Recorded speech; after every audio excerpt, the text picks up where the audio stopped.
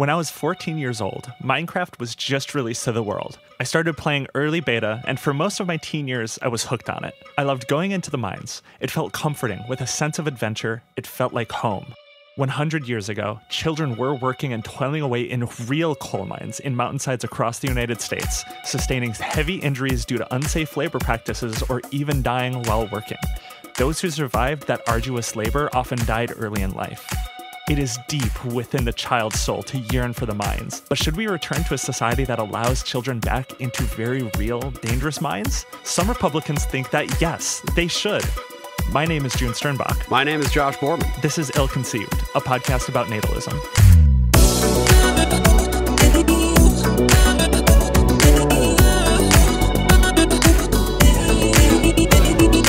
How are you doing, Josh?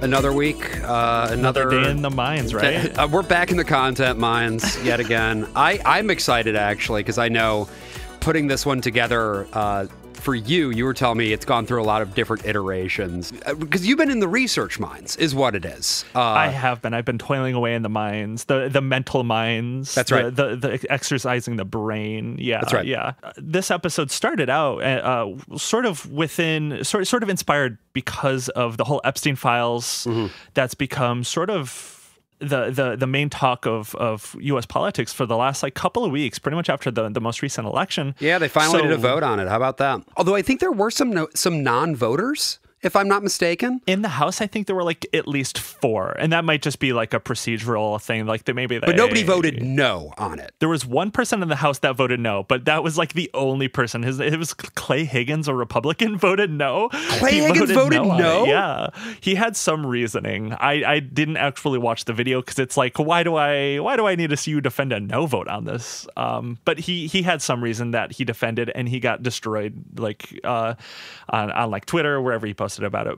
But imagine the roll call being 427 to 1 and you're the one. That's crazy. Just putting a target on his fucking back. It's okay, we got to figure out what's going on with that guy. Check his hard drives or some shit. Who knows?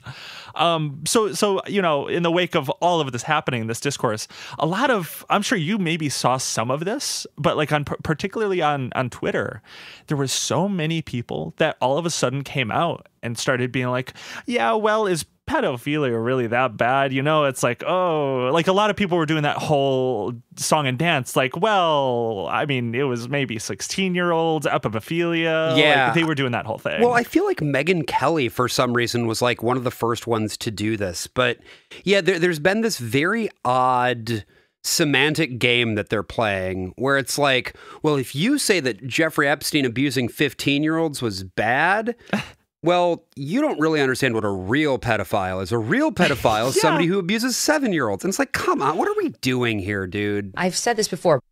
As for Epstein, I've said this before, but just as a reminder, I do know somebody very, very close to this case who is in a position to know virtually everything. Not everything, but virtually everything. And this person has told me from the start, years and years ago, that Jeffrey Epstein, in this person's view, was not a pedophile. This is this person's view, who was there for a lot of this, but that he was into the barely legal type. He liked 15-year-old girls. And I realize this is disgusting. I'm definitely not trying to make an excuse for this. I'm just giving you facts. That he wasn't into 8-year-olds, but he liked the very young teen types that could pass for even younger than they were, but would look legal to a passerby. The craziest game of semantics. So that started, inspired me to do an episode about age of consent. Because I'm the libertarians love that, talking about that shit. They want to lower it. But then as I kept digging more into it, I was wait, age of consent is part of this. But the concept of childhood is also just a more broader focus that is sort of coming under fire in a lot of ways under this Trump administration in so many different ways. So I sort of broadened the horizon for this episode, not just about age of consent and pedophiles, but just childhood as a concept. But before I think we get into all of that, we cannot forget the world famous mailbag. No, we certainly can't. No, certainly not. It's world famous. How could we forget it? That would be cruel. Do you want to read the email for this one? Sure. So this one's from Bethany, who says, Hi, Josh and June, depending on how you want to read it on air.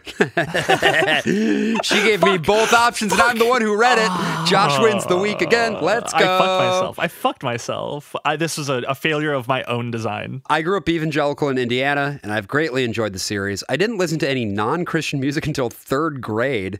Wow. My situation with siblings was a little complicated in that my dad was a scientist, and it legitimized in my head that if he believed it, there had to be some evidence.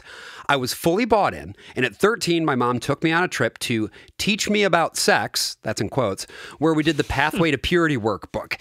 Yes, yes, this is not the first person who's written in to tell us about these like sex ed workbooks that were purity culture based. That's awesome. I distinctly remember her filling a water balloon and poking holes in it, each hole representing a sexual experience. Once the balloon was empty and shriveled, this is what you have left for your husband. You can imagine it was not great for an anxious 13-year-old to understand that was her worth in society. In church, I heard the purity culture rhetoric, the crumpling of the gum wrapper that you can't uncrumple, the licking of Oreos that you can't unlick. I went to youth group almost twice per week, one being more evidence-based, that's again in quotes, where we talked about the Dead Sea Scrolls and how historically the Bible is true. My mom took us on trips to the Creation Museum, which seemed legitimate to a kid. I went to acquire the fire multiple times. Oh, now you're speaking my language, Bethany. There was a purity event at a church in my hometown with a comedian, all kinds of games, etc. I saw Fireproof in theaters, read a lot of James Dobson books, and carried my Bible to school. We had home Bible schools sometimes where our materials came from Focus on the Family. There was a brick and mortar store we would frequently visit. This, unfortunately, led me directly into an abusive relationship.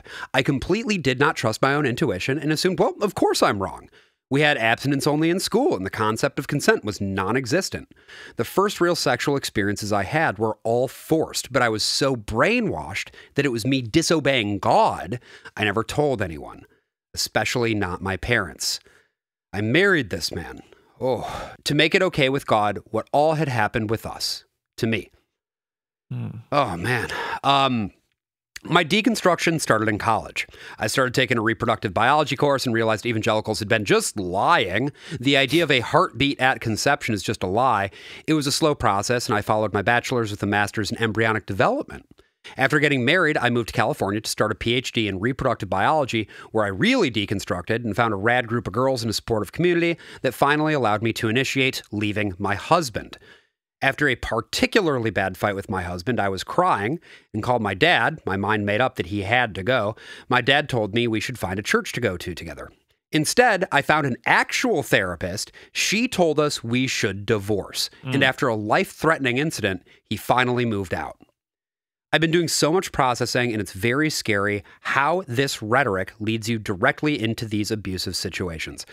Fireproof itself, Fireproof here talking about the movie and book Fireproof, which is an evangelical thing about like you got to stand by your man or whatever. That relationship is abusive, and the end is that she forgives him. A horrible thing to perpetuate. The idea to not believe your own narrative, submit to your husband, etc., can be a dangerous one. This podcast has allowed me to continue to deconstruct and really understand how these narratives can damage kids. I think there's a very real relationship with evangelical teachings and domestic violence. Anyways, now I'm a proud liberal, bisexual, living in California, thanks to education. Hell yeah. That's really good to hear, Bethany. That's very, very glad that you're out of that situation. Holy shit. Yeah. All of this, I think, is outlined so perfectly that like the values that this sort of evangelical worldview ingrains in kids, it just doesn't allow you to trust yourself, especially, I mean, it's ingrained in you so young. And also, like, thank you for being willing to share your story, because I'm sure that earlier in the process, it was very difficult to even come to terms with those things for yourself, let alone talk about it to other people. Yeah. But I think that stories like this are really, really important because they show not just the difficulties and dangers of that outlook, the same outlook that we see so often in evangelical natalism, but also shows that there is something beyond it. Like you can get out, get beyond, and live a better life. But I'm also so sorry that you went through all that. That sounds fucking horrible. Yeah, it's a very odd thing that like Frankenstein science in this worldview, you know, they pick and choose, and it sort of legitimizes at a very young age for a lot of these kids. It's very dangerous. And I think to the point of childhood, because these are things that are inculcated in you from such a young age, it points to what the idea of the project is. Because, bringing it back home to natalism, yes, the reason that they want you to have like one spouse only and get married early to that person is for the idea of having kids, and wants you to stay with that partner for the sake of the kids, as they so often put it. All of those things are encapsulated within the same ideology, because it is ultimately an ideology that sees childbearing and child rearing as the core duty, responsibility, and purpose of a woman. Populate the earth, right? Right. Populate heaven. Or sometimes they say populate heaven, I think. Also, to the point of the movie Fireproof, that movie is fucking dog shit. Wait, what is this about? So we talked about it on the Worst of All Possible Worlds one time. I guess I'll just link the episode for that in the notes as well. But it is a movie starring Kirk Cameron, where he plays an abusive husband. And he just straight up is abusive. We did it with Dono and Audrey from Radio Free Tote Bag on our show. And there is a part where Kirk Cameron just screams at his wife that is genuinely triggering to listen to if you've ever been in that kind of a situation. And we got to that clip in the movie, and up until that point, we'd kind of been clowning on it and been like, this is stupid, this is dumb. And then we got to that clip and was like, this is fucked. Every single copy of this movie needs to be burned for the sake of like the good of humanity. God, how have I never heard of this? And I know Kirk Cameron. I know of him. I mean, he was one of the like early internet like evangelical guys that a lot of like atheist era people would talk about and like dunk on.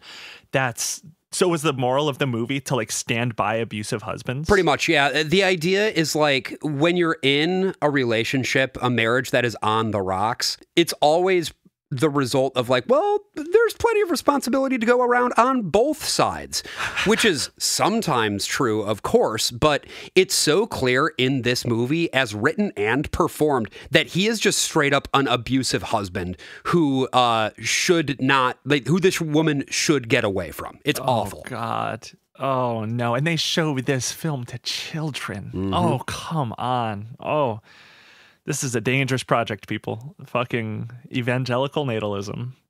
You know what else is dangerous? Jeffrey Epstein? Yeah, that dude fucking... Actually, not anymore. Sucks. Not anymore. He was very dangerous. And like, I that's, as I said up top, that's sort of what I think led to the idea of this episode. Yeah.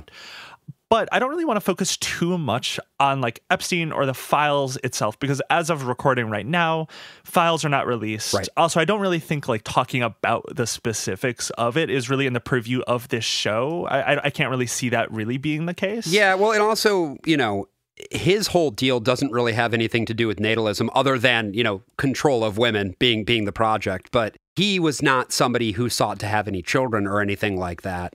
That was not the point of his trafficking of women. No, definitely not. I just think it's, a good tie into the fact that with the release of that first round of emails, I think there's going to be more from the Epstein estate. Donald Trump, the current president, was mentioned the most in those emails with over 1,600 mentions. So like, that's pretty notable, right? To be like the guy who's the most mentioned. He was under and deep also cover, June. He was fighting pedophile. He was fighting the battle against the deep state. And he was the good guy or something. It was all part of the plan. He was doing this plan for 30 years. Trust the plan. Deep state, Patriots are in control. I love that theory. I love that like people unironically started to believe that theory too. Like that's what like a lot of his orbit for a while started to say. I was like, oh, he's just a white hat pedophile. It's like, all right, man. I don't think so. Pedophile is so funny. It's such a good concept. But yeah, so we're not really going to talk too much about that. I just think it's good setup for like the world we're about to enter. I think it's good to preface this whole conversation of course, about natalism, the birth rate. That's like the ultimate question of natalism is like, what's going on with the birth rate? Why is it falling? What's happening? So one of the biggest things that has happened since I think Obama became president is that the teen birth rate, it has actually fallen a lot. Precipitously. It has declined so massively. It is one of the big reasons why the birth rate in the United States in particular has actually fallen. In 1950, the birth rate, the teen pregnancy rate was 96.3 per 1,000 births. Wow. So one of every 10 pregnancies basically was a teenager. Absolutely. Yeah.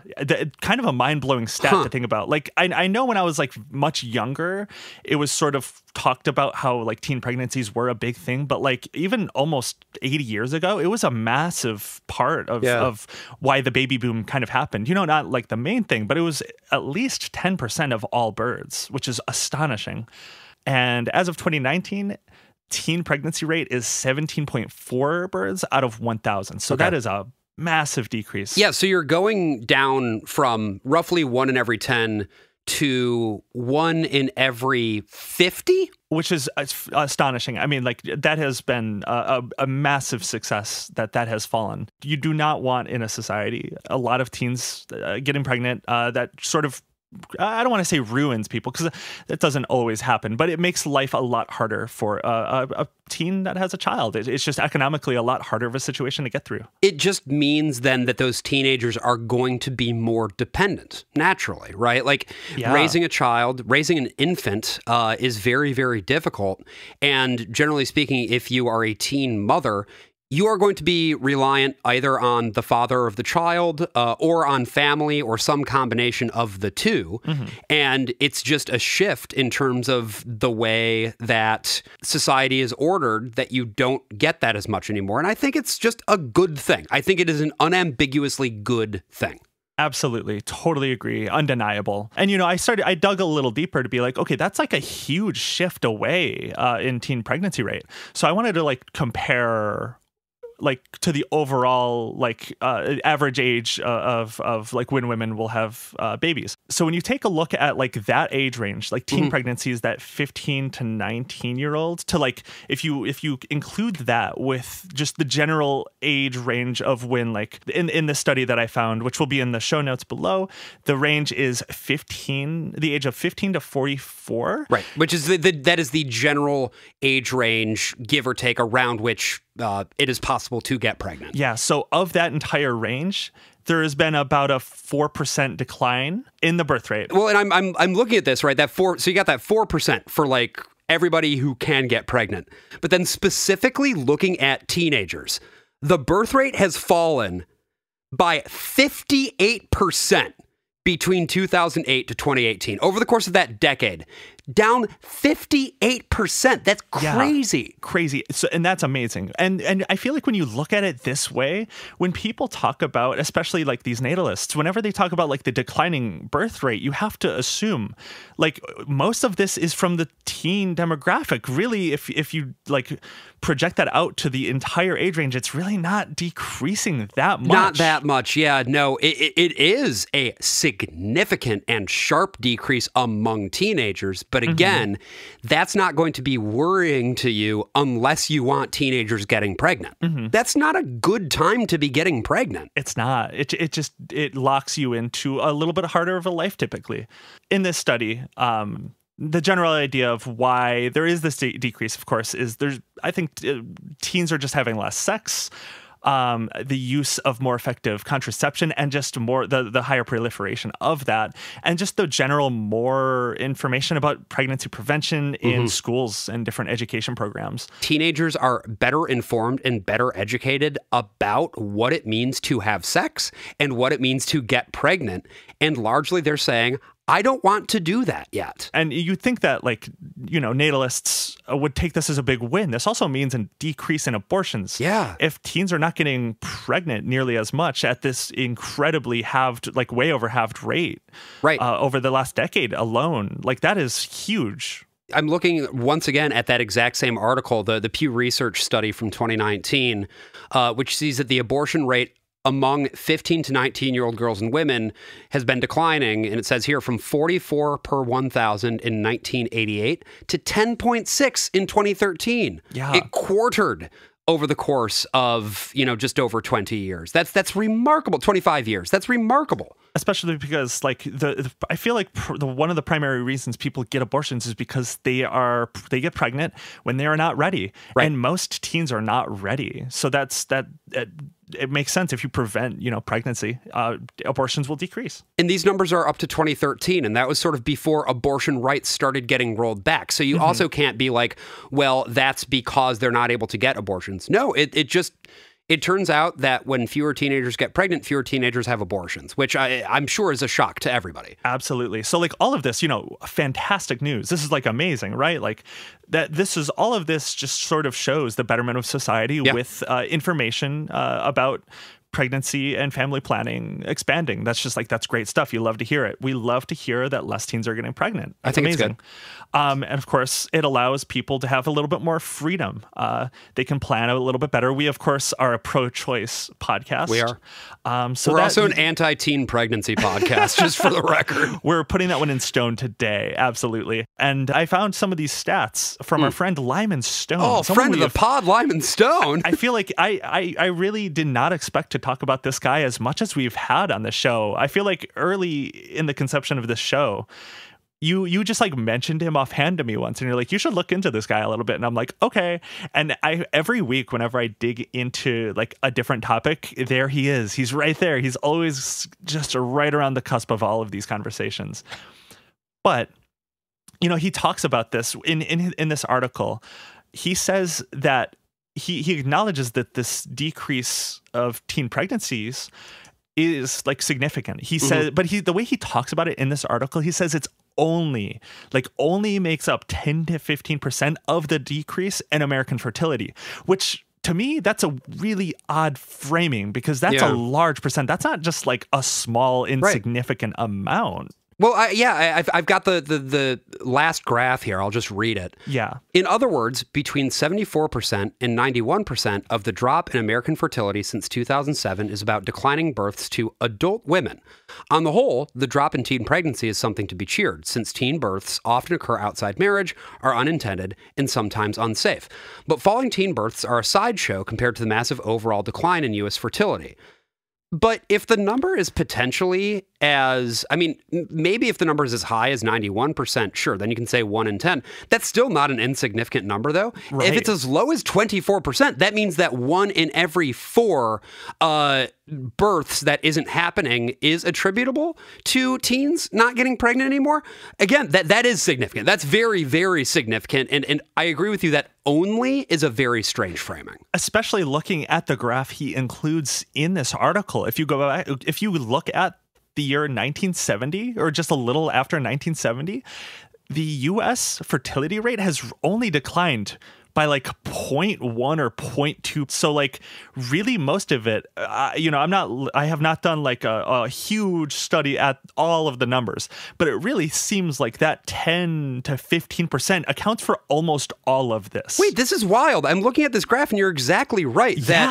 This is total fertility rates in the U.S. And if you look from basically the end of the baby boom, right? Like around 1975, right up until like the late 80s and the fall of the Soviet Union, we were also below replacement rate at that time. Yeah. In fact, looking at this, I'm realizing us being above replacement rate, other than during the baby boom, is actually a historical aberrance. Yeah, I didn't know this. And like, I only wanted to include this article and him talking about this in particular because I feel like we've been doing the show for a minute, but I feel like putting all of this in perspective with the teen pregnancy rate while looking at this data specifically, I really do encourage people listening to go look at this, because it is astonishing how when you look at the way that people on the far right have been talking about the birth rate and looking historically within the last 80 years or like last 50 to 80 years, it is like so blown out of perspective. It is absurd. Yeah, because eyeballing this, it does look like, in the late 70s to mid 80s, the fertility rate was around like 1.7 maybe, and now we're around like 1.6. Yeah. What fucking gives, bro? This is crazy. This is blowing my mind right now. I know. I was like screaming when I saw this. I'm like, there's no fucking way, man. There's no way. And that's, I think it's just interesting. I think it's just really important to like with that data that especially he acknowledges in that same article. He's talking about the teen pregnancy rate only being 10 to 15%. Right. It's just Well, interesting. And it's now just I'm also, interesting. sorry, now I'm freaking out again because I'm realizing that in the late 70s to mid 80s, a lot of those births were teen pregnancies, which then means that like, this is crazy. This is making me crazy already. Oh my God, June. No, I'm glad you like the reaction you're having is exactly what I had when I realized this, when I put this together.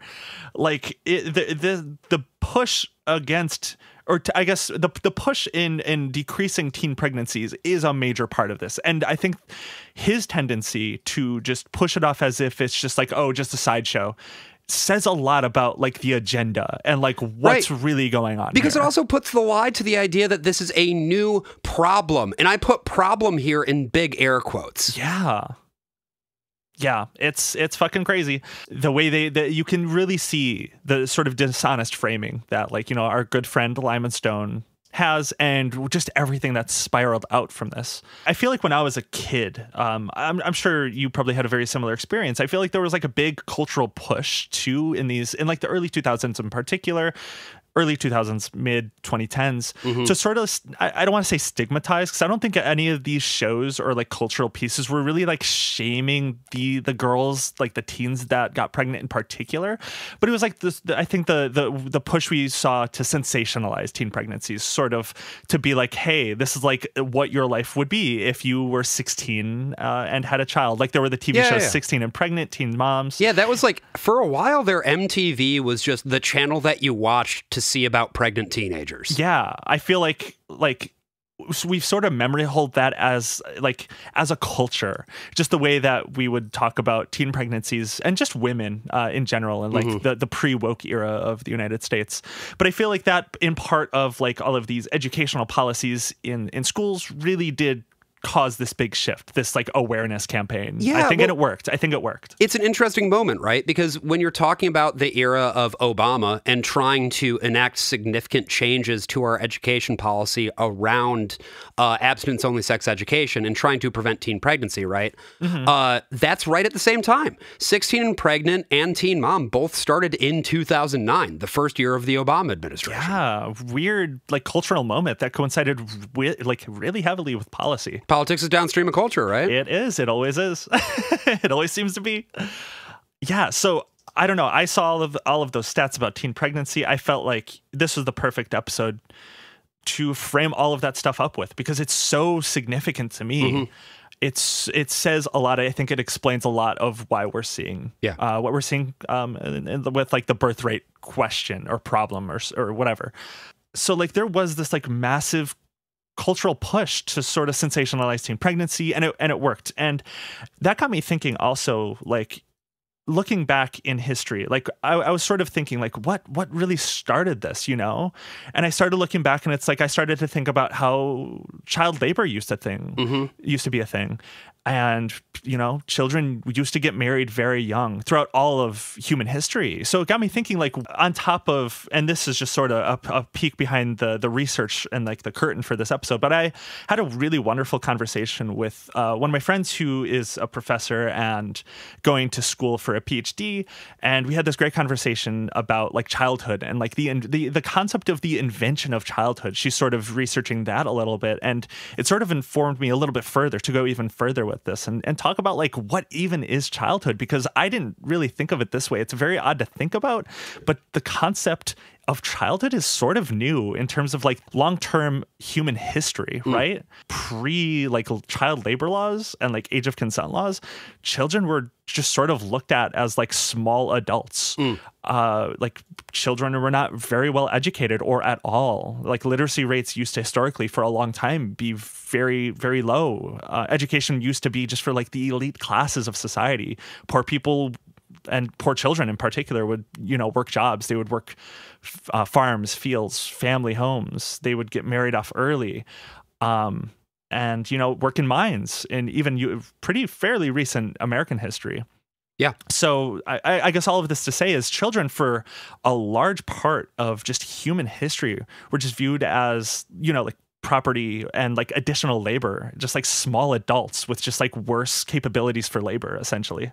This, I always just think about Red Dead Redemption 2, which I just think is such a fun portrayal of like that period of American history, right? That's set in 1899. Yeah. So it's like right as the Industrial Revolution is really starting to change everything. Mm-hmm. But when you get out into, you know, the boonies and you're out west, you know, you will still see the way that children are integrated into this world is they often will have like lives of their own and shit to do. And then, of course, there's that mission in Saint Denis where you have to chase those horrible little kids around because they steal your hat or something. I'm trying to remember that mission. It's been too long since I played that. I need but to yeah, play yeah, it again. yeah. God. And that's actually super interesting because that did take place right at the turn of the 20th century. Right. And that's when we started seeing a lot of these labor laws in particular be introduced to the United States. I believe one of the first child labor laws actually was implemented in 1900. Children were just like, like there wasn't really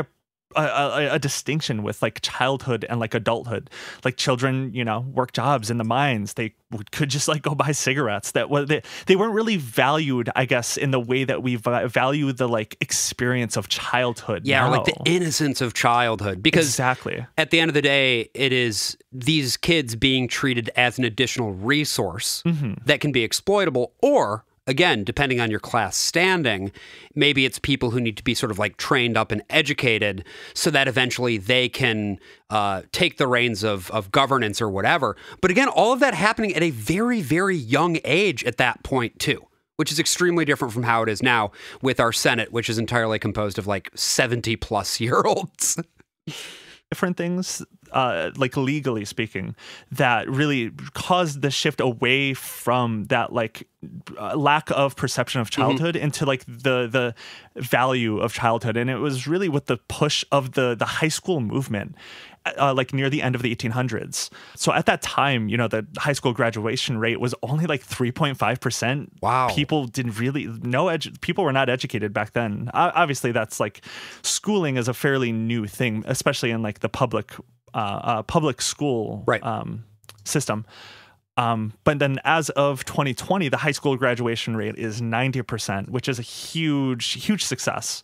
So one of the things that started with this push was from like the period of like 1910 to the late 1940s, just after World War II, the United States had this program called the Life Adjustment Curriculum for Schooling. Okay. And that was sort of preparing children for like adulthood. It would push children into schooling tracks and educate them and help to build a momentum with taking like the safety of children more seriously. It would keep them out of like hard labor jobs, sort of like, I don't want to say a daycare system, but it would like keep kids out of labor. It would keep them in a school educational track, and it would like adjust them for adulthood, for like working jobs as adults or like building families from that point. I didn't know about this program. I'm going to have to read up more on it. I'm seeing there have been a few papers written about it and sort of how it shaped the way we thought about both education and how we teach the history of our country. Yeah, and I think that's like the really notable thing about this. I'm not going to go too deep into it now, but it really was sort of the stepping stone to universalize schooling. Okay. And like the kindergarten or preschool to like grade 12 education system that we know today. It really normalized the idea of childhood to early adulthood education. And that's like a huge success too here. And it seems to, again, I am literally just skimming a paper as we record this. Yeah. But it sounds like a big piece of what they were trying to do, too, was make Americans understand the world around them a little bit better, trying to make them maybe not global citizens exactly, but at least help them sort of understand what the United States is and where it fits in the bigger picture. And it makes a lot of sense that this is sort of something that started during the sort of post-World War I period and then really ramped up going in toward the World War II period. Yeah. And it was like super crucial, but it was eventually done away with near this point in history because they wanted to focus like public education policy. They wanted to shift away from that and focus more on higher education, encouraging college. Sure. Like people going to college. Well, that makes sense too, because obviously after World War II, then you get the GI Bill and you get all of these people returning back home and going to universities on the government dime. Absolutely. And I think like wonderful programs. Obviously, the United States has seen those benefits even to this day, even though college is nearly, you're going to be in debt for a while. I'm still in debt. I'm still paying that shit off. But there is very clear benefits to that. But I think the thing that's very notable as well is I do think that has helped create a very clear, real, and moral distinction between what childhood is and what adulthood is. Yeah. And has helped give children like a lot of new legal protections through this like shifting era. Well, and the idea that childhood is the time where you learn, right? That rather than taking the kids and sending them down to the mines, no, we need to do what we can as a society to help these kids understand the world around them and become a bit more self-actualized as individuals. That is would be an insane idea if you were to go back to like 1830 and tell somebody that they'd be like, what the fuck are you talking about? All 6 of my children are out there threshing wheat and you're telling me that they need to go to school? I don't fucking think so. But, and then the kids will also start roasting you. They would have like better roasts than you. Oh yeah. They're going to start calling you Unc. But like, it's also, I think, worth noting that it makes sense that this is where we were moving given the industrialization of the economy. Absolutely. And the fact that, now, because some of these things can be mechanized and automated, we have the ability to get increased productivity out of everybody, including these students who are eventually going to become members of the labor force. But we need to educate them first in order to get them to that point. And that correlates, with this push of the high school movement. Then it correlates with the movement, the age of consent laws that we saw start to develop around the same time. So something, this is like one of those weird topics, the age of consent. Doing research for this, I'm like, I got to look over. I go to a coffee shop near me. I like to work every once in a while, and just typing that phrase, I'm like looking over my shoulder. I'm like, I swear, I'm not a libertarian. I promise. I just really want to listen to that New Order song, guys. It's one really of the best songs good. of all time. It's one of my favorite songs. Great record. I own that record. Wonderful record that song is on. But, I felt that I needed to dig into like the history of this because like, especially with Jeffrey Epstein, pedophilia seems to be being normalized by like people like Megyn Kelly. They're talking about how barely legal's apparently 15 years old now. I felt like, a little history lesson on this would do me good. And also is just sort of interesting to see like the invention of childhood. So at the turn of the 20th century, the age of consent across a majority of the states in the United States was 10 years old. And this was pre like 1890. That was the age of consent. Delaware, this was fucking crazy. I did not know this. Delaware was the lowest, which was set at 7 years old. What? In Delaware, 7-year-olds could legally consent in 1890. That is fucking crazy. So after 1890, most states began to raise the age of consent. Mostly still 10 years old, but most states, like particularly like more Western and Northern states, a lot of those raised it up to like 14 to 16 years old. Most of them were 14. So that's like, pretty significant increase. Still odd that like barely 100 years ago, 14-year-olds could technically consent in this fucking country. Very odd. But like in 1920, correlated very heavily with the high school movement, with that life adjustment curriculum, we saw a massive push for age of consent to be raised to 16 to 18 years old. So by this point, over a majority of the states in the United States were set at 18 years old. By 1920 already, it was pretty much the majority of states were saying 18 years old. That's the line. Yeah, so it was a very rapid push. So, for most of American history, there was none. By 1890, 10 years old for most of the country. But yeah, just 40 years later, it was all pretty much set to 18. Georgia, it was the lowest at this time. Georgia was set to 14 years old. And Oklahoma still didn't legally set an age of consent by this time, which is a little odd. But that also, I guess, you think about first wave feminism and like women's suffrage, right? That is a movement that is around the same time. This is women finally asserting the fact that they ought to have rights and law and the full protection of the law in the United States of America. Because obviously if there is not an age of consent law, or if the age of consent says that, yeah, 10-year-olds, whatever, that is going to be a situation that is going to result in a tremendous amount of absolutely horrifying abuse. Absolutely. And I think that's really good to note that, especially for this time, age of consent was used more for like teen girls and like young girls. Like this, a lot of this was a push of like coinciding with the high school movement, with feminist movement, to protect like young girls from sexual predation and exploitation and prostitution. In this time, coinciding with the feminist movement, there was a lot of journalists at the time that were covering the exploitation of children, and it really helped create like a social movement and a big political and social force for these change in laws. And oddly, I didn't dig too deep into this, but for some reason by the 1990s, a lot of states that were set to the age of 18 decreased to 16 years old for age of consent.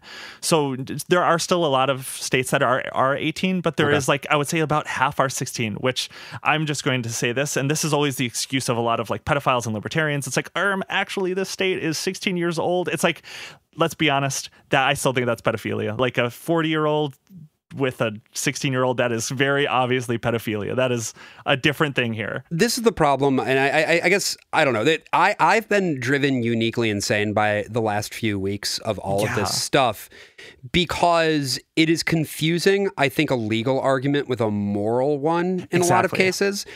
At the end of the day, the reason that we have laws, any laws, is that we think that there is a problem that needs to be solved. And the reason that consent laws exist is that there are going to be people whose brains are not developed enough to consent to having sex. And if you don't have that law, there are going to be people who seek to abuse people, abuse young girls in particular. And if the protection of the law is not there, there is no way to prosecute those people. The problem, I think, is that physical and emotional / mental development are not aligned for everybody in the same way. There are people who, in terms of like chronological age, can be at a certain point, but in terms of mental and emotional age can be severely stunted. Yeah. Conversely, there are people who have a lot of experience with shit in life and have had to make a lot of decisions from a much younger age. And that has forced them into a situation where, yeah, they are thinking about things in a more concrete and decisive way than is the case with a lot of other people who are like their peers of their age. The problem is you can't create laws that allow for one-off cases. And so at the end of the day, you do just have to draw a line. And I think I would imagine that the reason that the states went down from 18 to 16 was that you were probably getting a lot of situations where you were having like high schoolers having sex with each other. Because like if you're 18 and you're having sex with a 16-year-old and you're in a state where the age of consent is 18, that is statutory rape. But clearly no reasonable person would consider that to be like pedophilia. Right, because you're both in high school. Like that is, I think it's what's called like the Romeo and Juliet laws. Right. And so I think like the fucking Megyn Kelly argument of like, well, these girls were post-pubescent, therefore it wasn't pedophilia. Yeah. Like that's missing the point entirely. Exactly. Because like on the other side of this, then it's like, it's not necessarily about the age. It is in a lot of contexts, but it's more about the power dynamic. Right. That is like what is more important, because like think of this in terms of like adult abuse, adult power imbalances. CEO of a company asks like a secretary for favors, and then all of a sudden it's like, oh, it's turning sexual. It's like, this is a very clear power dynamic difference. A lot of these people like Megyn Kelly, they're like, oh, but they're developed, and it's like, well, they're really not. But they're not. Like there's so much like more life experience, developmental differences between someone who is 22 and 15 and 16. That is just a fact. But also for obvious reasons, you can't, like, the frontal lobe stops developing around like the age of 25. 25, 26. But of course, you're not going to make the age of consent 26 years old. Like, Right. So it's just one of those things where, again, you have to draw that line, and it's always going to be difficult to do. But the fact that that line does lead to some fuzzy edge cases doesn't mean that the line shouldn't be there or that the line should be lowered significantly, which, as we are, I think, are going to talk about a little bit, is something that a lot of libertarian and natalist types are interested in trying to do. Absolutely, yeah. So with this, this debate, with the whole Epstein files and people seemingly defending a sexual exploitation of children, I wanted to enmesh myself with people that are talking about this, writing about this, and who better than to read a lot of shit from than Richard Hanania. Oh, Christ. I know. I don't think we've talked about him on the show yet, but he's someone that has a lot. I'm realizing. I did not realize this until I saw him start defending a lot of this world, this right-wing libertarian view of sex and the exploitation of children. Is it Hanania or Hanania? I guess it doesn't really matter. But I've always said Hanania. I'm going to say Hanania because I've got Hanania mania. I think he's so good. Oh, okay. Hanania mania. He's 40? He's pretty old. He looks, I don't know. He's an odd looking fellow. He's an odd looking duck, I gotta say. He's got something weird about his eyes. I don't like it. I don't trust it. But for those of you who are not familiar with Richard Hanania/Hanania, he is... his most notable work is a book that he published in 2023 called The Origins of Woke. And that kind of tells you everything you need to know about him. Yeah. He's one of those weird right-wing crypto-fascists who his whole shtick is being reasonable right-wing guy who is really just a stalking horse for extreme right-wing views. He was also a co-author of Project 2025. He was? I didn't know that. Yep. Are you fucking kidding me? And also was, for a time, writing for explicitly white supremacist publications.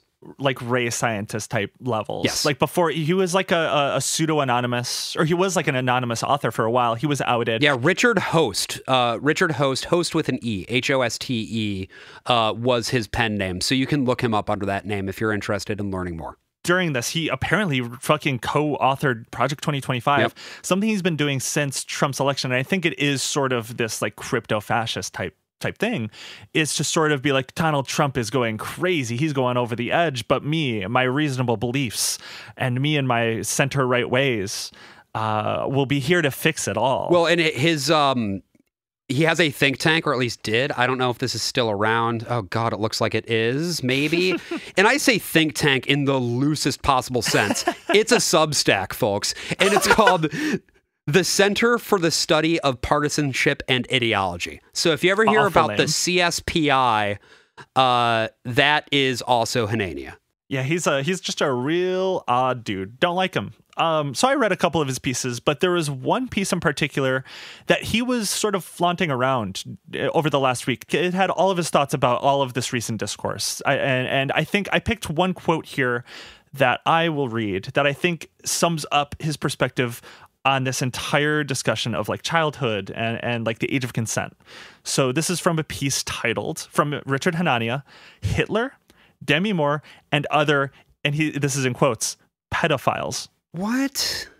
So I just have one portion here. So this is him writing. He says, "This isn't worth worrying about simply because it's a great injustice that women who have sex with underage boys go to jail, even though, of course, it is." What? It is? It is. It's a great injustice in his words. I'm not sure. Okay, go on. Yeah. All right, Richard. And then he continues, "If you think teen boys can be victimized by adult women, it's a sign that your views about human sexuality are so disordered that it's bound to affect other areas of life. For example, women find assertiveness in men attractive, and this involves an implicit recognition that males pursue and women choose. This is contrary to what we can call the emerging pedophile ideology, which says it is the age more than the sex of each party that determines their relevant role in the relationship. It's not a coincidence that so many of the," and this is in quotes, "Hitler was a pedophile crowd are pronoun people who seem to have psychological problems. Okay. Hold on. Yeah, what's up? My New Order cover band is going to be called Pronoun People and the Psychological Problems. Wait, that's cooking, actually. Oh my God. We got to work on that. Oh my fucking God. No, just he's kind of spitting with that line, I got to say. It's kind of awesome. We should let him cook, at least as regards to pronoun people. Yeah, that's a good phrase. And then he continues, their agreement with QAnon types on these matters reveals a kind of horseshoe theory for the mentally disturbed. A 16-year-old boy who becomes convinced to be on the lookout for 20-year-old hot pedophiles isn't on the road to becoming the kind of man that any woman finds attractive. What is he talking about? What is he saying? What? I'll be able to lay it after this quote. I'll lay it all out for you. I sadly it's crazy. It's awful. It's insane. But I do understand what he is saying, and I will explain it to you after just a little bit more. I have to torture you with just Sorry a little bit more. Sorry to keep cutting you off.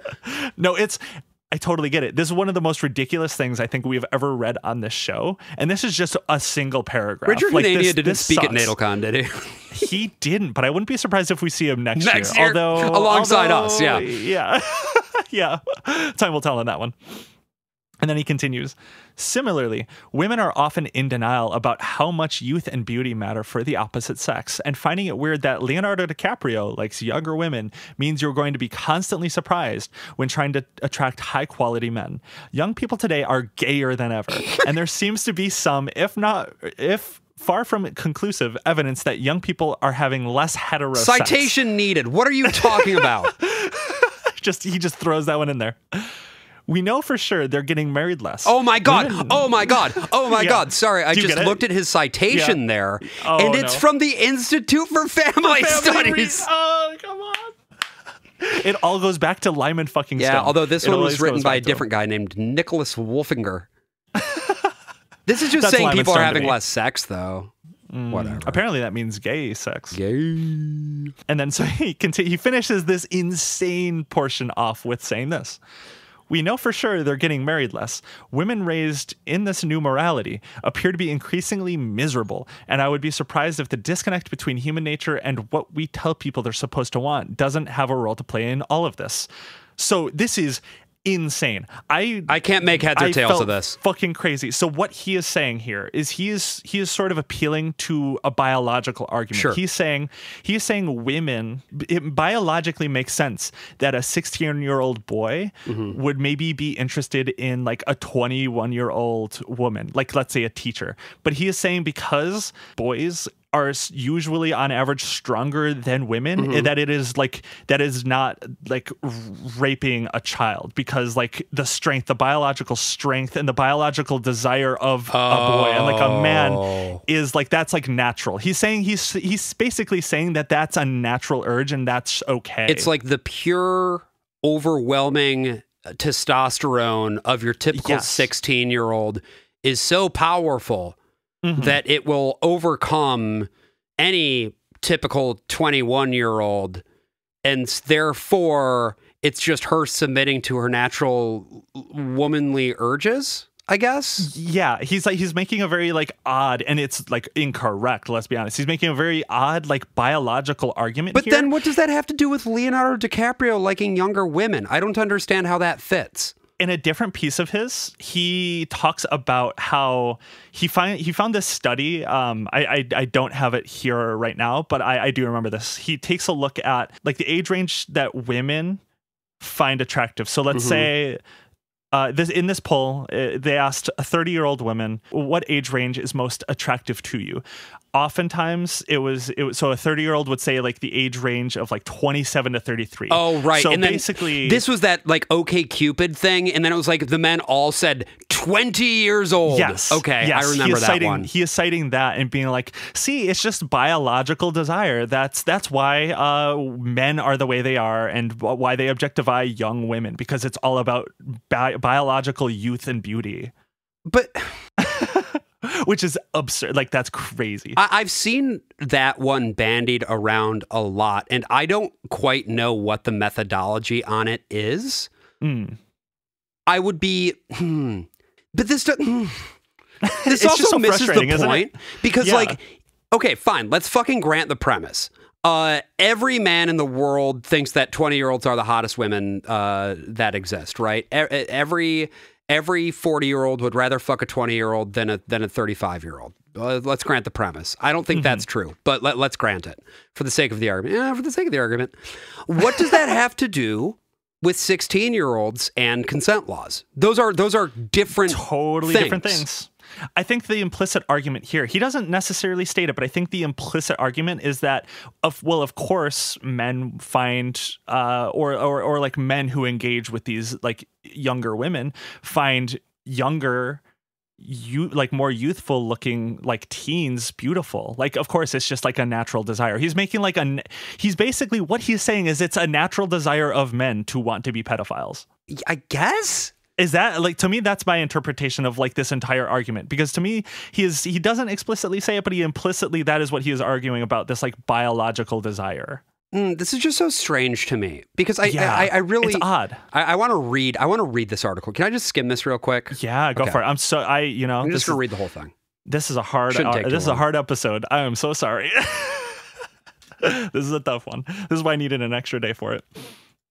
It seems to me, by the way, we just cut 5 minutes of silence of me trying to read this article and see what the fuck he's talking about. We had to slow down, consult the text here. Because this article is somewhat nonsensical, but it seems to me that his argument is men and what we consider the traditional male attitude towards sexuality is grounded in immutable physical characteristics, and men draw their attitudes towards sexuality from those immutable sexual characteristics. This means that the core biological drive for all men is to go bust raw all the time. And the core motivation for all women is to get that baby inside of them. And we can draw our conclusions about everything else in human sexuality and relationships in human sexuality from these core principles. Right. That's fucking ridiculous. It's insane. It's just, especially the way he talks about in this piece about like, with this context, with this belief system he frames up and clearly does believe in. He's like, with that, like, a 22-year-old woman cannot like victimize or sexually victimize like a teen in his worldview. He thinks that's ridiculous. Right. He like does not accept but that. But okay, again, let's take, by his own logic, if we follow that to its conclusion, there's no world in which a 16-year-old or 15-year-old student is going to be able to like provide for a child with a 22, 23-year-old teacher. How is that not also an abdication or perversion of the natural order? Especially given like we don't live in like a natural order world anymore. We're in a society that values as like we framed up before, is like we value, like society broadly values childhood as its like own like different special thing that we need to, it's about learning, it's about education. It's not about like natural desires of like pre-modern human history, you know? That's like we're not in that world anymore. That's just not the world we live in. Well, and I also reject the supposition that was the world that we purely lived in, because that also flies in the face of human history and the different way. Like, if you are a student of historical sociology, you can learn about a lot of different ways that a lot of different societies have been structured in terms of family and non-family structures across the world for millennia.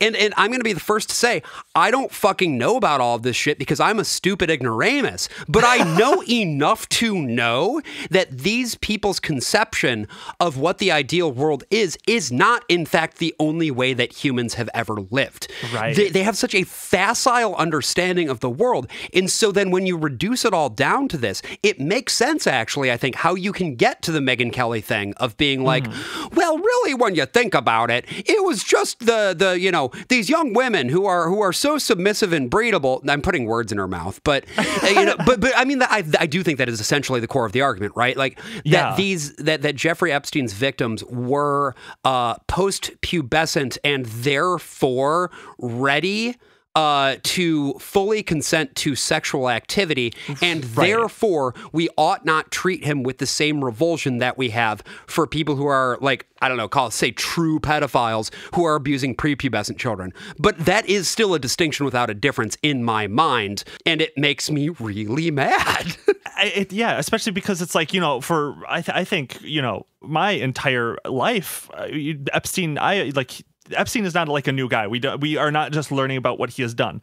I always felt like everyone agreed what he did was bad and like the abuse he did was bad. But then all of a sudden it's like, yeah, these people are coming out with this argument, like this defense of him and like theoretical actions, probably in part to defend like people like Donald Trump. Oh, that's absolutely what it is. Absolutely. What they're doing right ready. now is they're getting ready. Exactly. They are slow rolling and piloting, and somebody's got to be the one to do it. And I will say, it's interesting that Megyn Kelly is the one who put her neck out for this one, because they have to test different lines of messaging, because it is very clear that Trump is going to be named a lot.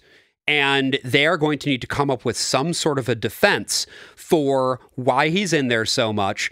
And also what Jeffrey Epstein's whole deal is, where they'll need to be able to still morally condemn Epstein's actions while simultaneously creating a defensible legal framework by which they can say, oh, but Trump is fine. Like, he's good. And whomst among us, right? Like, I think that's kind of going to be the thing. Yeah. And no, that is like, that is what stunned me about Megyn Kelly in particular. Because, like, you know, I expect people like Richard Hanania to have these absolutely ridiculous, insane beliefs that are just like the most crazy things you've ever heard. But like Megyn Kelly in particular is like an odd person to sort of test out that narrative, because she was always sort of like early on sort of opposed to Trump. She talked about her abuse under Roger Ailes at Fox News. And like that was like in the way she talked about that was abuse, but like abuse to like a 15-year-old. Yeah, she's one of the characters in that fucking movie that they made. Remember that movie that they made? I Whistleblower or whatever the fuck it was called? Yeah, it was specifically her. Bombshell? It wasn't even like... Was that the name of the movie? Bombshell. That's what it was. I can't believe you just pulled that out of like 8 years memory bank. I watched the first 30 minutes of that movie and I was like, this is really bad. It's just not a good movie. And then I put it away and watched Uncut Gems instead and had a much better night. Wonderful movie. But no, I just think that's crazy that like at that time she was very obviously able to call abuse, workplace abuse, but she will not say that an adult can abuse a 15 or 16 or 17-year-old. Like, well, what the fuck? I think that something that has also happened is that people in this, I don't know, hyper-right reactionary sphere, they have radicalized themselves out of the idea of even being able to conceptualize power dynamics. Yeah. Because the idea that they have is like, oh, well, woke has any idea of discrepancies of power and unequal situations where one person has leverage over another. That's just a bunch of woke bullshit. Mm-hmm. And then what you end up getting, if you follow that all the way through its logical line to its conclusion, is that there is no such thing as power or disproportionate power. There is only the natural order of things, right. And any power imbalance is the result of that natural order. And I think the most like recent example of this, other than what we're talking about right now, was like the Me Too movement. You know, I think they were not so mad we were talking about the abuses. They were, of course, because we were talking about something that has been systematic to a lot of the like right-wing political sphere.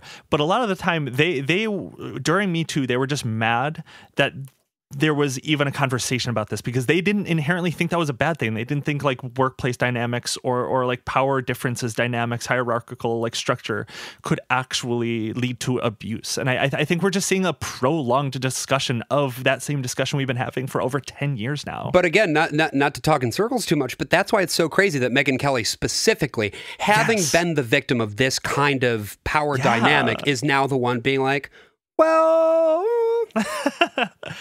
Yeah, and then like with all of that in mind, it's like also so infantilizing for like women too, like adults too, to be like, oh, you can't even, oh, you have so little power that like, oh, you can't even truly be more powerful than a man, even a child. It's like, this is, I don't know, just all of this. Just reading this from Hanania and just like seeing like what he was arguing, I think just like it drove me crazy that this is just like sort of an accepted intellectual among the like center right or far right world. Is he on the record in terms of Hanania, I mean, in terms of policy regarding consent law? Not specific policy, not that I saw, but reading this piece, I would not be surprised if we could infer what some of his beliefs are. I think it is safe to say that he would, if he does support like age of consent laws, I think it would be 14 at the highest, I imagine, would be his idea. Yeah, he wants to go back to 1920. Great. Yeah, so sorry to torture you with that guy for a little bit. Jesus Christ. That guy sucks. Yeah, we're cooking. Yeah. Another piece of all of this in the last couple of days, you actually put this on my radar before I just naturally saw this. Oh, yes. Yes. Our good friend, Olivia Nuzzi, current, I think, editor at Vanity Fair, staff editor for Vanity Fair. So she used to work for New York Magazine, and she was sort of like the house RFK Jr., like the journalist that would cover that campaign and then his shift into the Trump administration. She was on the RFK Jr. beat, and then she started beating RFK Jr. off. Folks. Yeah, she famously now came out and basically said that she had an affair with him during the campaign, and like while she was covering him in public at the New York Magazine, which is like a huge like fucking failure of a journalist. Like I don't think that's a controversial thing to say, that you're like fucking your story, that you're fucking someone who you need to be objective about and inform the public about. And she just like, you cannot do that and also be like fucking the guy you're covering. That's not a great idea, but no. I think it's also interesting insofar as, well, the internet did what they so often do, and they found out that when she was 16 years old, she made this song. Oh, no. Oh, yeah. Bad things happen when you hear my name. Deny your attraction, but I've got no shame. 16 will get you 20, I've got you locked for life. Don't even think about it because, baby, I'm not your girlfriend. I've listened to this so many times. Have you really? Over the course of the past, like, it's so funny. You wanted more. Jailbait, I'm jailbait. You try to stay away, but you can't obey. Oh, God. Yeah, she put that out when she was 16 years old. Yeah.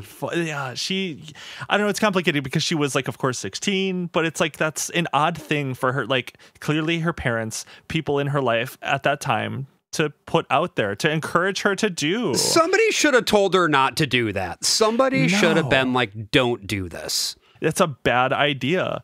Like, it's just a bad idea.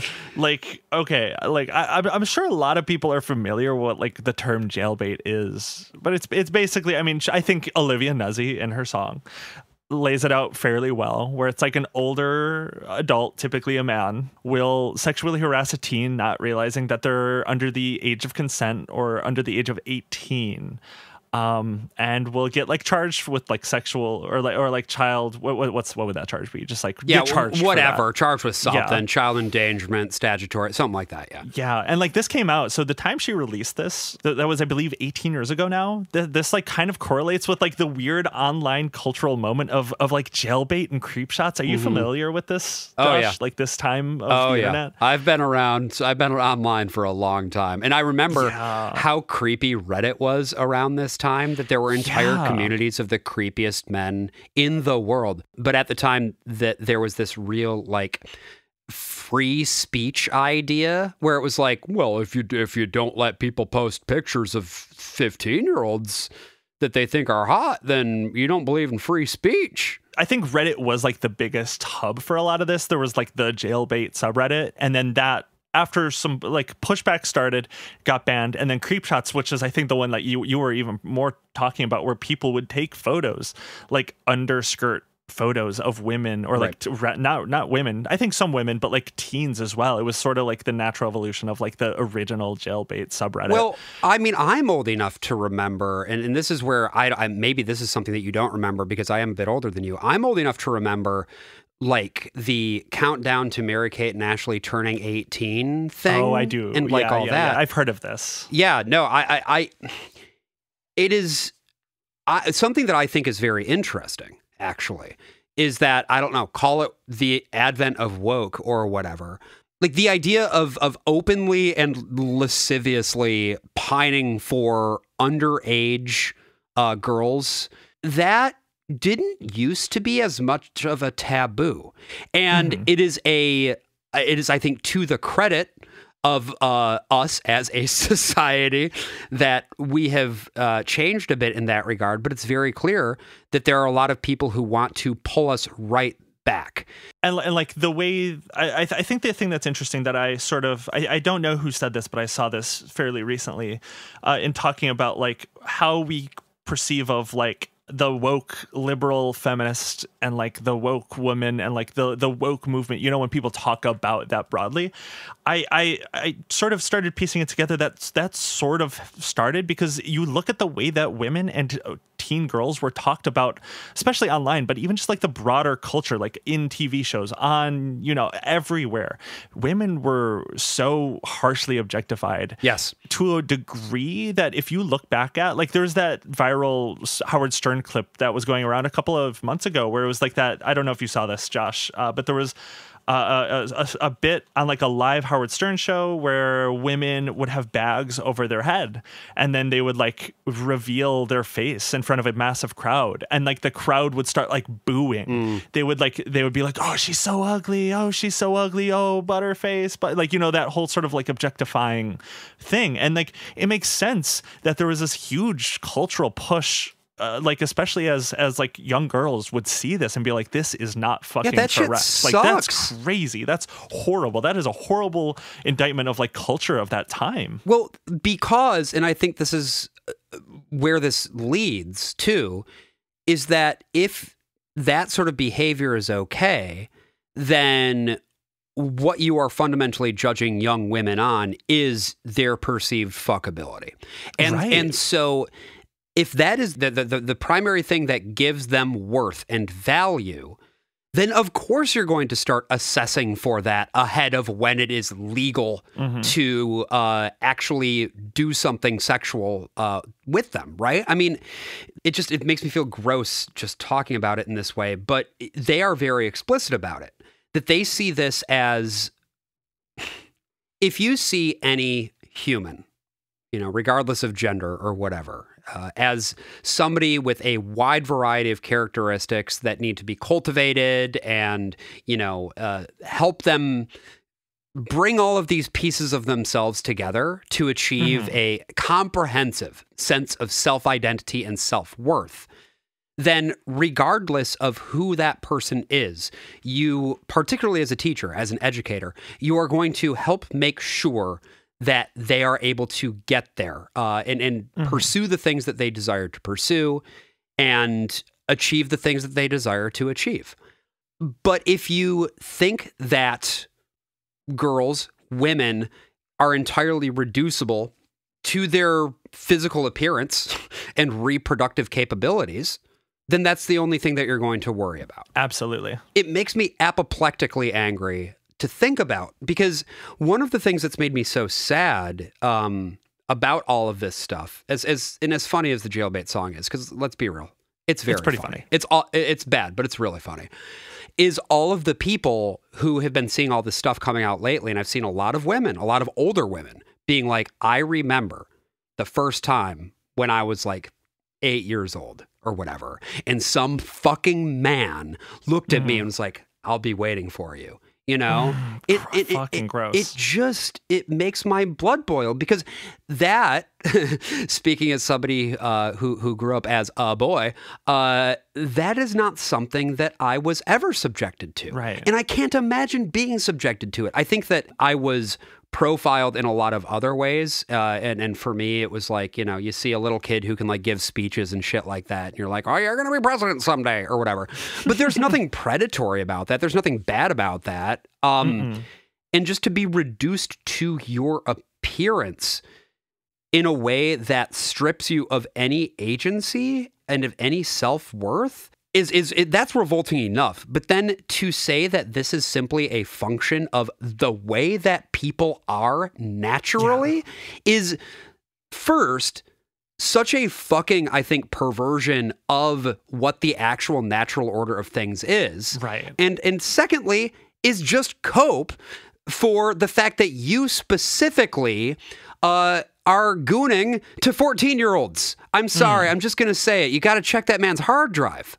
Yeah. Yeah, it's just an absurd, like, this is recent too. I mean, like, this still happens, like what you were outlining. A lot of women still have these experiences as girls. Absolutely. And, I'm not, I want to be clear. I'm not saying this Yeah. doesn't happen anymore. It certainly of does. course. I just think that maybe I'm fucking wrong about this. I don't know. Send us emails. illconceivedpod@gmail.com. If you are a younger woman, I'd be curious to hear if your experience with this shit reflects what you've heard from the older women in your life. If you feel like it's gotten better, if it's gotten worse, I'd be very curious to hear about it. Yeah, no, I just think that this, like, a phenomena of, like, especially like this barely 10 years ago phenomena of, like, jailbait is like sort of why we've seen, like, the cultural shift for women to become as liberal socially and in a lot of other ways as they have. I mean, I think that's a huge driving force, is they grew up seeing them treated this way. And it has deeper roots too. I mean, I've got another special fun little song for you. Oh, please. Yeah. This is one that's from like the 60s. And this is one that is fucking insane. And I'm just going to let you listen to it. Oh, no. Happy birthday, sweet 16. Sha-la-la-la-la-la-la-la. Happy birthday, sweet 16. Tonight, I've waited for, because you're not a baby anymore. What? You turned into the prettiest girl I've ever seen. Happy birthday, sweet 16. What? What happened to that funny face? My little tomboy now wears satins and lace. I can't believe my eyes, you're just a teenage dream. Happy birthday, sweet 16. When you were only 6, I was your big brother. Then when you were 10, What? Say that again? when you were 13, you were a funny Valentine. But since you've grown up, your future is sewn up. From now on, you're gonna be mine. So if I just smile with sweet surprise, it's just that you've grown up before my very eyes. You turned into the prettiest girl I've ever seen. Happy That's birthday, sweet 16. That's fucking crazy. And- what the fuck? So that is a live performance on American Bandstand in 1965. And what's crazy is if you go and read the comments on this, it's all like, I had this song played to me when I turned 16, and it's such a great memory. And I don't know what to do with this, June. I don't know what to do with this.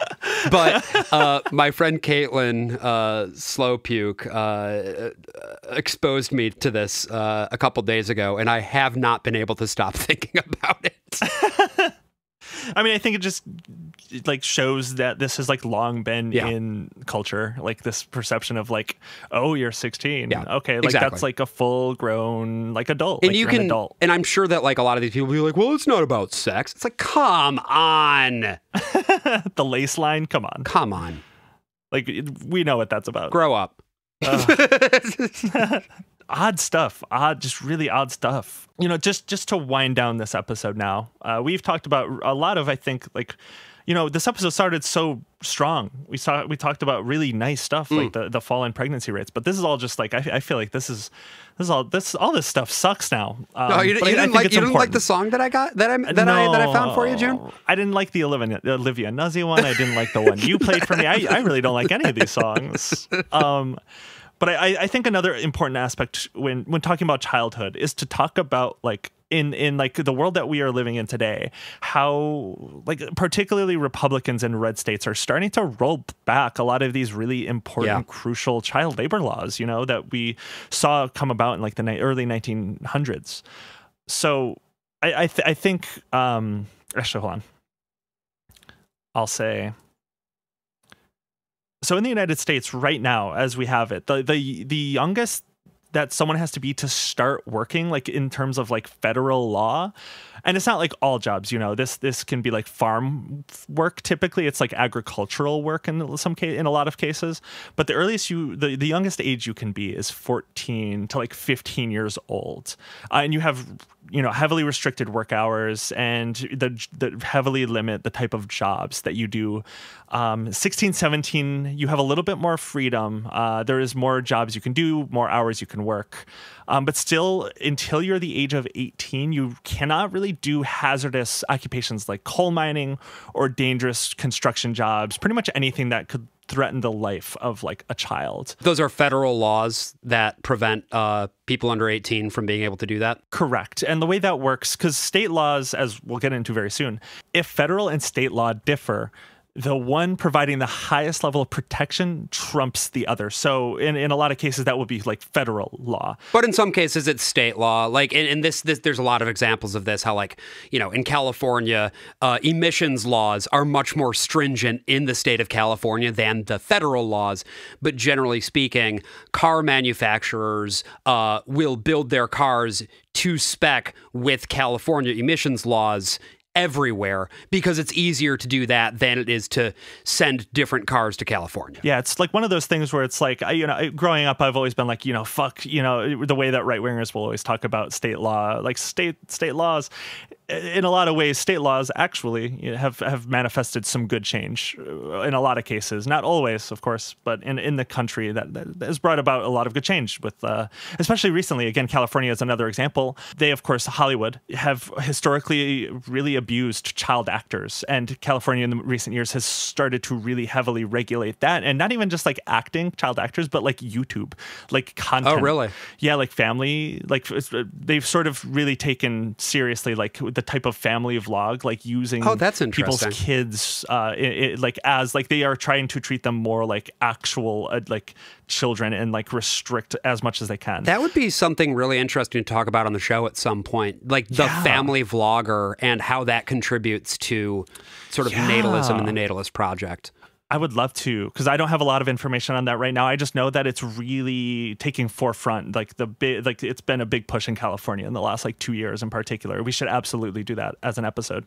But conversely then, Republican states, especially in the last couple of years, have led the attack on lessening child labor protections in an attempt to take it on like a federal level protections in the similar way that, as you laid out, California people will shift their laws to conform with California. I think that's why they are doing some of those things too. Yeah, they want to eventually, there are certain things that are codified at the federal level that are protections that are quite stringent. But then there are other things that aren't really, because traditionally it has been protected at the state level. But now if those state regulations go away, then there's not really much safety left. Federal child labor violations in Republican-controlled states have had drastic increases, like an increased amount of child labor violations, with state-level regulations weakening.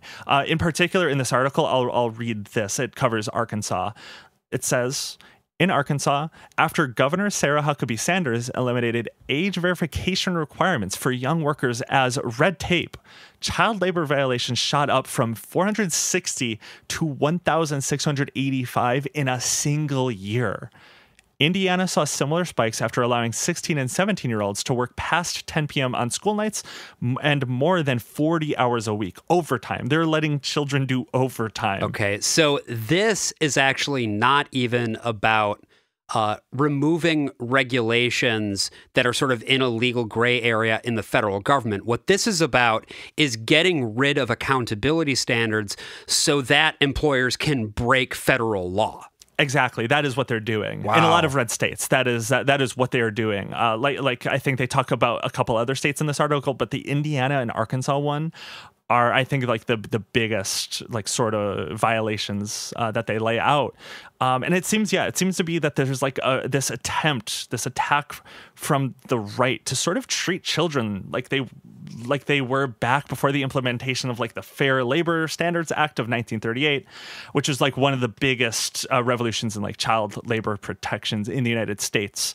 All of this coming together with the way that they talk about 16, 17-year-olds, and they don't really like age of consent, and they want to like let kids like 14-year-olds, 15-year-olds do these sort of like awful jobs, which something that I found too is that the more hours at a job that a child works, the worse performance in schools. Yeah, that's no fucking surprise. Yeah, they do worse in schools. They do way worse. So, and then, of course, all of this coming together, the conservatives are attacking the public school system right now under Trump. They are still trying to abolish the Department of Education, and they are just constantly weakening these labor laws. And I don't know, Josh, I don't know what to say. Like all of this just is like kind of like, this just seems to be the Republican project at this point, to just weaken all protections for children and childhood protections across the board from the Republican Party. Well, I think the big thought that's coming together for me right now is that what this is all about, whether you're talking about something like consent law, something like labor law, or whatever, is that we have codified an idea in our laws that says a child is somebody who is basically up to the point of graduating from high school, more or less, right? That's kind of how we've done it since the war. And the reason that we've ordered it in that way is that it's been productive. It's been productive for the economy. It's been productive for learning. And in general, it's been a pretty efficient way to order things. And so a secondary consequence of that is that we see adolescence specifically as being a point in everybody's life that should still be protected from a lot of the consequences and a lot of the whatever of the real world.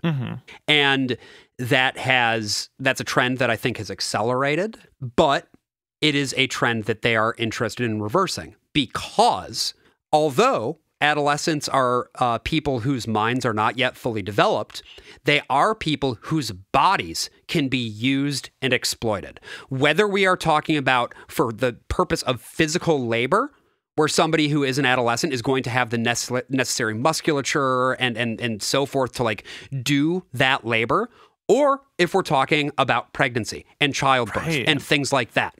That's the commonality there. And so when you're talking about these laws, they don't want those protections to exist because it gets in the way of using those bodies to advance this project. Yeah, it's exploitation all the way through. That's really how they see a lot of this. And I think that's why it's really important, like at the top of this episode where we talked about the teen pregnancy rate falling, and like all of a sudden the last 5 or so years, natalism has been a big piece of discussion for a lot of people in the highest ranks of like the right-wing intellectualism and like politicians and even the president to an extent. It's not a coincidence. It's not a coincidence that all of this is happening at the same time. JD Vance is friends with Richard Hanania. Like this is that's right. Yeah. We're not just out here with our fucking tinfoil hats on. All of this shit genuinely is connected, and they're very careful about who they're willing to say this to, like the actual explicit aspects of the project, when they will start talking about how, like, it really seems like these young women, they go to college and then they age out of their prime birthing years, right? Like psycho shit. They don't say that to the general public, but they'll say it to each other. We heard examples of that when we were listening to those NatalCon speeches, but they're very, very careful because they understand that the idea of utilizing human beings strictly for the productive capabilities of their bodies is something that conflicts with some of the core tenets of American liberalism. The idea that you ought to be able to pursue what it is you want and when it is that you want it. But that's not what they want. They want to be able to control people's bodies for the purpose of maximizing production, so that they themselves can be the rulers, the kings, and the ones who get to call the shots for everybody else. Yeah, and I think we're going to continue seeing this like sort of very, careful attempt to sort of hedge a lot of that language in a lot of the actions that they end up doing, because that people don't like that. People say what you will, but American liberalism is generally looked at favorably, even among like independence and you know. And even a lot of conservatives hold ideas that are liberal in nature. Like if you not ask, like Democrat Party liberal, right. like liberal in the traditional sense. Yeah. You ask your average conservative if all men are endowed with certain inalienable rights, among these being, you know, life, liberty, and the pursuit of happiness, they would say, yeah, absolutely. Yeah, I don't know, Josh. This is it's kind of this episode, you know, it's all this stuff sort of sucks. I wish I don't know. I wish I had something better to end on this episode. But I feel like the thing with this one is I feel like this is a really tough one. I'll be so real. Peek behind the curtain. This one was like, I think a tough one for both of us to do. This was a tough one for me to put together. But I think it's like a really important one because I feel like we've talked a lot about how, you know, the natalist right views children. I learned a lot putting a lot of this stuff together for this episode in how like it's actually manifesting and like what the idea of childhood is and like and like the teen pregnancy shit. I don't know. I just feel like this was a very formative one for me, if that makes sense. Like this was a really like connected so much more in my head with this. I agree. And it's when you start to look at the actual numbers and what's going on and you compare them with the narrative that you start to see what they're really going for. Yeah. If things are so bad now and so uniquely bad, but if you compare the current birth rate to the birth rate in like 1976, and the difference is that teens aren't getting so pregnant anymore, really makes you wonder. It really makes you wonder what it is they're going for. Really makes you think. Huh. It really makes you think. Well, keep thinking out there, my dearest babies, and we'll see you again next week. See ya.